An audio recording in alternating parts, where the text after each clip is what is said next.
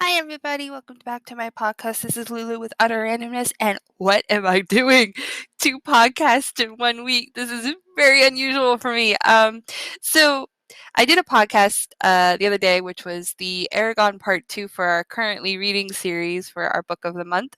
And I looked at the date for when I released that podcast, and I was going through some stuff, and then I realized something. Coming back out today, which would be May 18th. It's coming back out today. They went on hiatus for a short while due to COVID safety rules. Someone on their set tested positive for COVID, so they unfortunately had to shut down production. And it comes back out today with their, I think, six episode. Learn how to talk, Lulu. Their sixth episode tonight. And I wrote, like I said, a midnight binge, and I was just like, I should probably do a podcast for the blog I wrote in conjunction with everything. So I was just like, okay, so let's do that. So that's what today's going to be. It's going to be a midnight binge, Superman and Lois, which is a CW series. But before we get started, I want to apologize for my microphone. I'm in the works of getting a new one. So right now I am stuck using my headphone ones. I know the sound quality isn't great, and I apologize for that, but I will be updating gear as the year goes on, and hopefully that is soon. You can help out with that if you like. So consider supporting this podcast or even supporting the blog at Patreon or Buy Me a Coffee. The links are in the descriptions wherever you may enjoy your podcasting series. So let's get down to earth. Well, obviously down to earth. So the Man of Steel is facing a new trial, Parenthood. With his wife at his side, famed reporter Lois Lane, Clark Kent comes to grip with raising twin teenage boys, Jordan and Jonathan, while balancing his life as Superman. Obviously, spoilers from this point on. So, Superman and Lois brings the Man of Steel down to earth. Sure, it focuses on Superman's enemies, but it also capitalizes on the internal struggles and the challenges of being a parent. Clark Kent and Lois Lane have teenage boys, Jordan, who is named after Jor-El, Superman's father, and Jonathan, who is named after Jonathan Kent, which is Clark Kent's adoptive father. So unfortunately, Clark Kent wasn't always around for his family as the kids grew up. He turns that around when his mother, Martha Kent, passes away from a stroke and makes the choice to move his family back to Smallville. Martha Kent wasn't the only reason for his move, though. Not only was Clark Kent fired from the Daily Planet because the company's downsizing, and Lois Lane quitting due to her own villain, Morgan Edge, and we will get to Morgan Edge a little later, taking over the company, but their son, Jordan, begins manifesting abilities. The entirety of the show seems to be centered around family and the complex dynamics of the relationships within it. It leaves behind the common storyline that we are all too familiar with and dives into a new territory with Clark Kent and Lois Lane's blunders and mistakes surrounding parenthood and the stresses of living in modern age of today's society. They face new challenges when a new revelation shows up that their sons might be superpowered. They ultimately make the decision to move to Smallville to monitor the boys' powers in a safe and controlled environment. So when Jordan and Jonathan were young, they believed Jonathan was manifesting powers because of his athletic inclinations. However, it just turned out that Jonathan is really decent at sports, and it's a surprise when it is in fact his son, the incredibly introverted Jordan, is the one with powers. After finding out when a stack of metal tubes fall on him and his brother, as well as setting off heat blasts during a bonfire, Clark takes it upon himself to get him tested at the Fortress of Solitude. Jor-El really reveals that Jordan doesn't even have 1/100th of Clark's strength, and the likelihood of him replicating anything was low. And poor Jordan, he hears this, who he's always felt like an outsider, takes, unfortunately, what Jor-El says to heart. And we all know Jor-El tends to say something quite bluntly.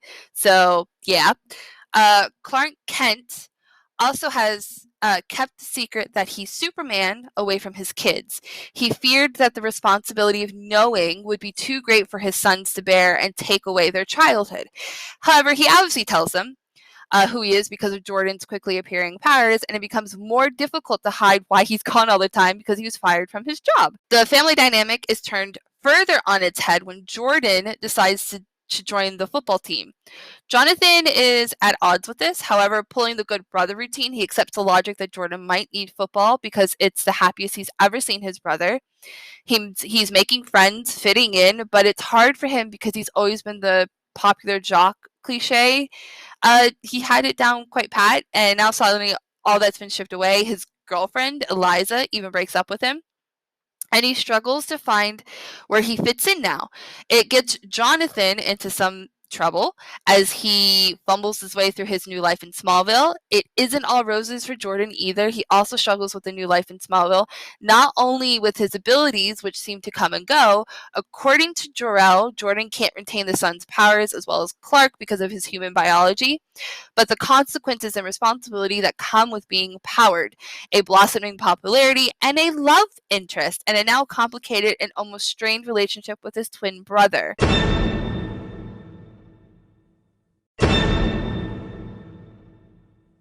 So, no superhero show would be complete without some baddies thrown into the mix, and Superman and Lois have two for their first season, which is Morgan Edge and Captain Luthor for their first season. So, we first meet Morgan Edge, a Metropolis-based reporter and businessman who has gained the interest of Lois Lane. Edge is buying out small towns for some reason, and he's gutting them from the inside out under the pretenses of helping create hundreds of jobs and stability for these towns. He has even bought Lois and Clark's former employment site, the Daily Planet.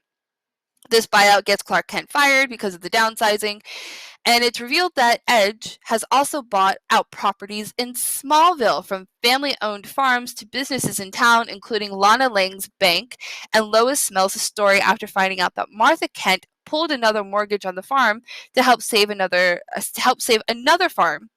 Lois doesn't like where this is going, and after a tense exchange during a city council meeting with Edge, it further confirms her suspicions of something kinky happening. With some digging, Lois submits a story that shines a not so pleasant light on the business mogul. And because he's bought the Daily Planet, he has someone rewrite Lois's story to mimic a puff piece, and she is none too happy about this, like at all. She's livid. Lois decides that enough is enough and quits. This starts her journey with Smallville Gazette, the local paper in Smallville, with owner and editor Chrissy Beppo, to further dig into Morgan Edge and his shady business deals. Unfortunately, this claims the undivided attention of Edge because of what she's digging into. They set Lois's car on fire, attempt to kill her with a powered person, like, where did you come from? And even come after her legally because she's in breach of a contract that she signed when she was with the Daily Planet. That's not even the tip of the iceberg.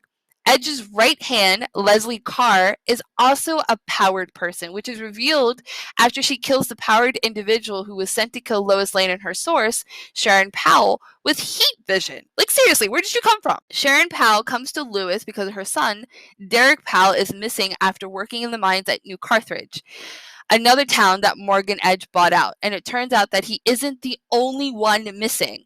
After a near-death experience, Derek Powell emerges from wherever he's been, and Cheryl Powell pulls her statement. But this troubles Chrissy and Lois even more. It turns out that Derek Powell is powered as well and can go hand to hand with Superman after setting a building on fire and losing control. There's a lot surrounding Edge and Lar and why they seem to be experimenting on people to make them powered. Like, what is Edge's true endgame here? Like, what is he after? Our next baddie is Captain Luthor. Yes, as in none other than Superman's ultimate arch nemesis, Lex Luthor. And he's even more mysterious than Edge. By the way, you actually have no idea what this armored warrior is or who he is until the end of episode 1, when the ship's computer calls him Captain Luthor. At first, Captain Luthor is causing nuclear power plants to melt down in order to flush out Superman to observe him at first. He even writes in microscopic Kryptonian to further pique Superman's interest. Apparently, that isn't enough for the guy, and he creates a trap for Superman to come out to a nuclear power plant that's no longer in operation. This guy knows a lot about Superman. Once again, you don't know who he is until the end of episode 1. So, this armored warrior knows a lot about Superman. Example, which I didn't actually know. I don't know if this is true or not, but nuclear power plants are lined in lead, which a lot of people know this. This is a weakness for Superman. He can't see through lead-lined material or lead material at all. And somehow this armored warrior knows about this. We can also theorize that Captain Luthor's entire suit that he wears is also made out of lead because Superman doesn't know who he is. Lois Lane dubs this man as the Stranger, and it causes them to worry. If he knows this much, Captain Luthor also keeps calling Superman Kal-El, Clark's birth name.